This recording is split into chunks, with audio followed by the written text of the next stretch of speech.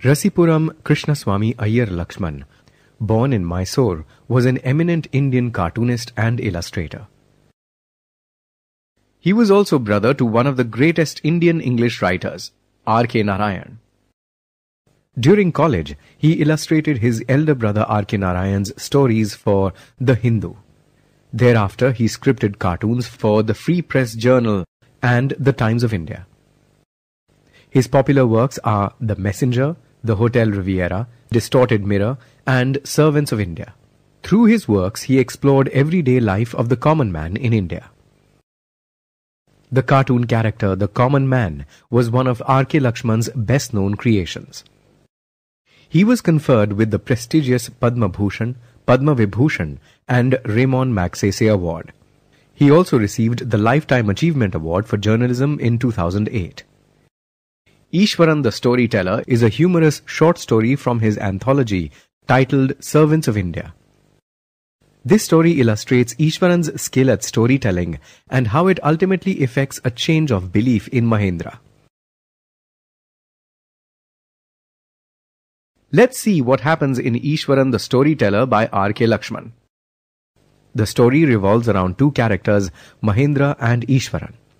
Mahendra was a junior supervisor at a firm which required him to travel and oversee different construction sites.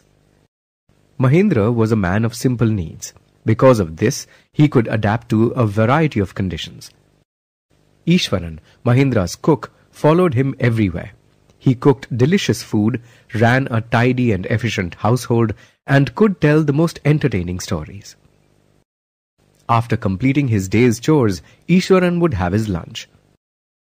After lunch, Iswaran would read for some time before taking his nap. From his favorite Tamil thriller novels, Iswaran learnt how to describe an event vividly and to effectively capture his audience's attention. So, whenever Iswaran would narrate a story, he would work in suspense and a surprise ending in order to keep the audience on their toes. Iswaran had a willing ear in Mahendra, who would sit in his cane chair and listen to his stories uncomplainingly. One of the stories he narrated was of an escaped elephant. This elephant entered his hometown, smashing all the market stalls. Then he entered the school building and started destroying things. The teachers and students ran up to the roof in panic.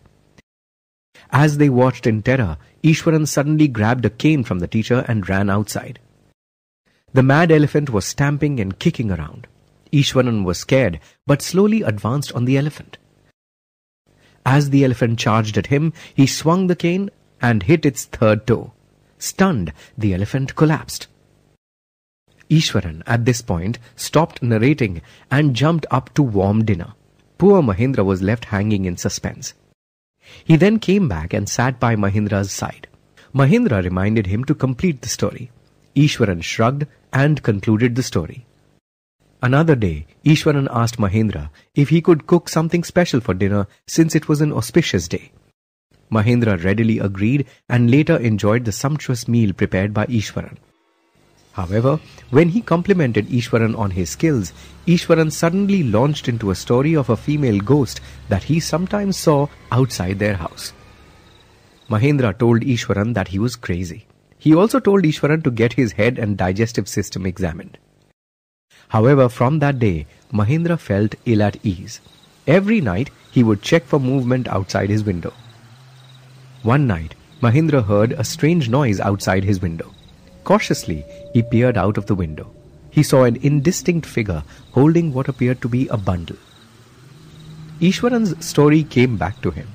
Mahendra began sweating out of fear. He fell back onto his bed and waited for this feeling to pass. Finally, he convinced himself that it was a trick and went back to sleep. The next morning, Mahendra had forgotten about the previous night.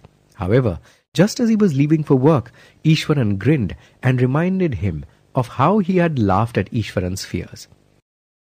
Iswaran then said that he had heard eerie moaning sounds coming from Mahendra's room the previous night. Mahendra shivered at Iswaran's words. He rushed to his office to resign, determined to leave the very next day.